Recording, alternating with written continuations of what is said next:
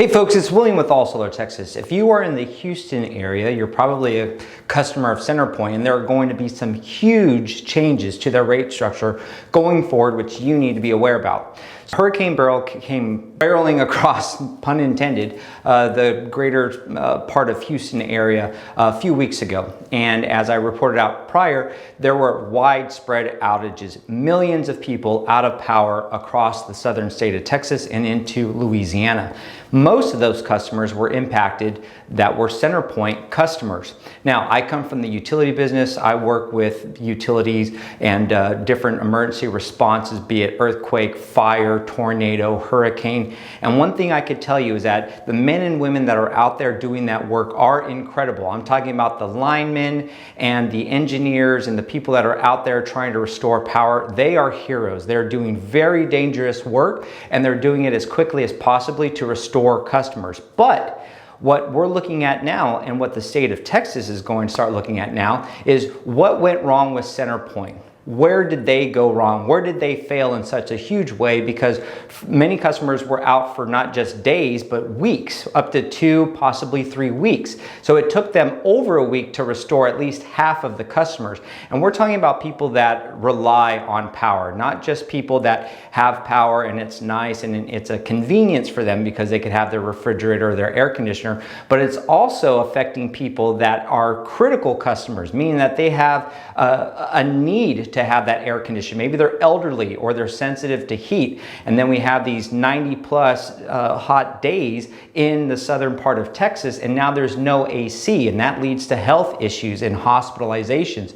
We also have people that are on emergency and medical equipment, or maybe they're on a respirator, or maybe they're on a dialysis machine. In some cases, people are diabetics and they need their insulin refrigerated, otherwise that medication expires and is no good. These are critical health issues, and what we're going to see from all the fallout of this is there's going to be an investigation which has just been announced by Governor Greg Abbott, and then Paxton is also going to be requiring a deep dive, ongoing and a very detailed investigation on what went wrong with CenterPoint. They've been receiving tons of funds through both rates as well as grants from the local government as well as the state government. And how could they have used that money better? What should they have done better to prepare themselves for an event that they knew was coming?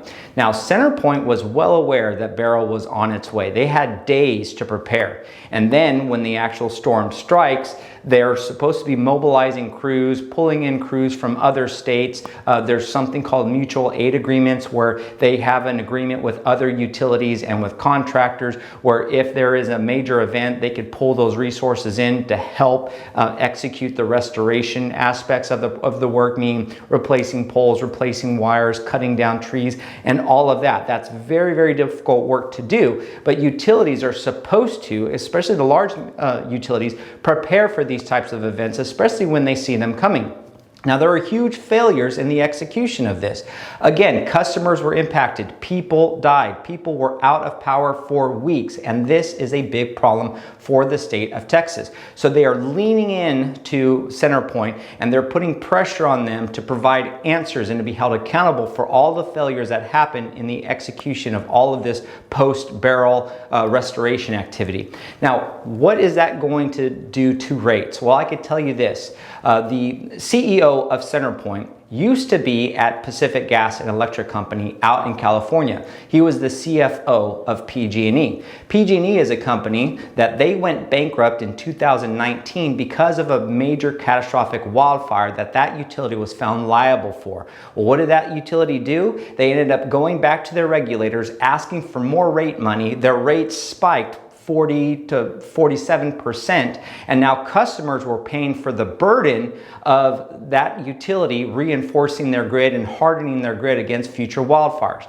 Well, that CFO is now the CEO of CenterPoint, so he is no stranger to what's going to be happening. What's going to be happening are lawsuits. We've already seen that. There's been class action lawsuits from multiple businesses that have been filed against CenterPoint because they lost revenue, they lost product, they lost customers because they were not able to operate.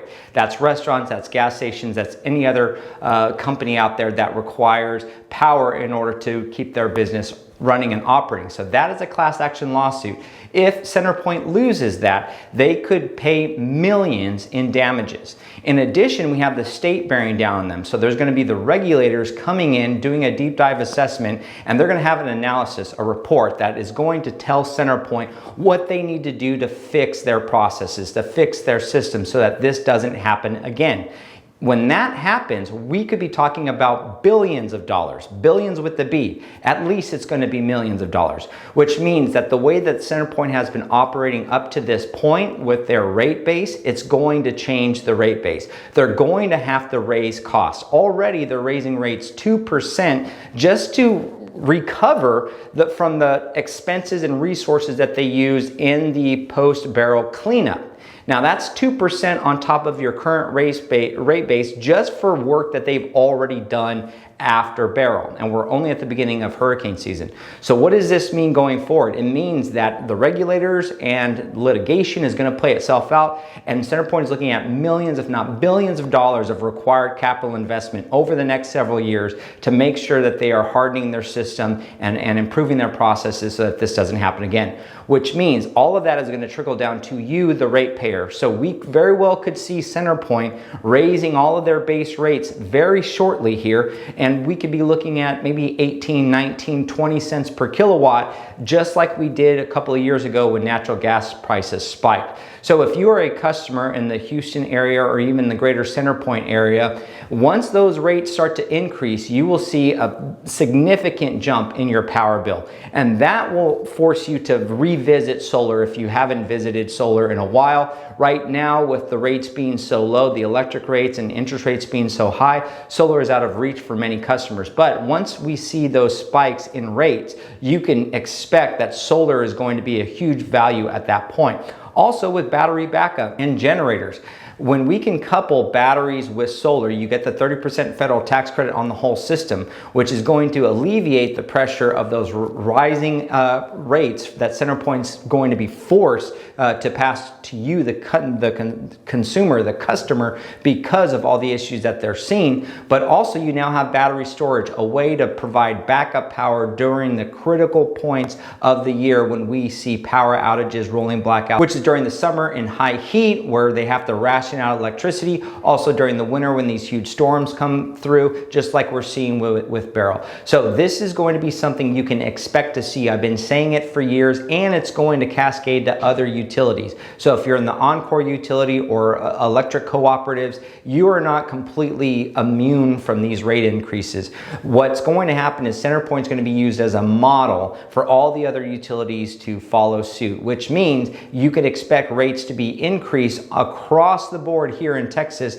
because all of these companies are going to see what litigation, what regulatory demands come down CenterPoint, and they're going to want to be proactive about it, which means the days of 9, 10, 11, 12 cents per kilowatt hour are gone. They're in the rearview mirror. You will never see those again. What we're going to see is quicker rates going up faster than we've ever seen before, and so now is a great time to investigate solar. So if you have any questions or you just want to check out and see what solar can do for you, reach out to us at All Solar Texas. Give us a call, email us. Feel free to check out our website. We respond quickly and we can't wait to hear from you. Thank you so much, and God bless.